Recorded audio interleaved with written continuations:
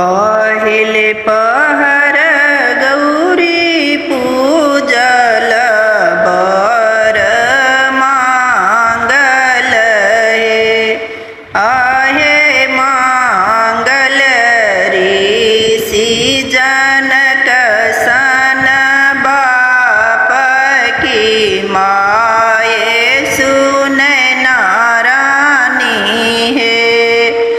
पहिले पहर गौरी पूजल बर मांगल है आहे मांगल ऋषि जनक सन बाप की माये सुन नारानी है।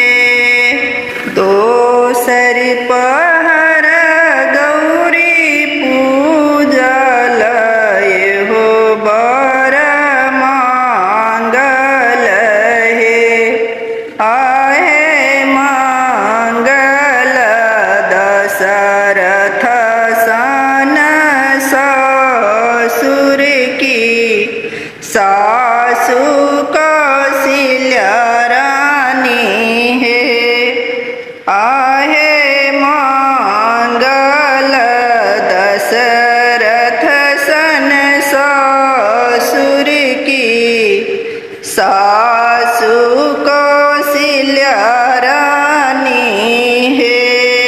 तेसर पहर गौरी पूजल हो बर मांगल है मांगल रामचंद्र सन स्वामी देवर बाबू लक्ष्मण है। तेसर पहर गौरी पूजल हो बर मांगल है आहे मांगल रामचंद्र सन स्वामी की देवर बाबू लक्ष्मण है। चारिम पहर गौरी पूजल हो बर मांगल है आहे मांगल जनकपुर नैहर की सासुर अयोध्या सन है।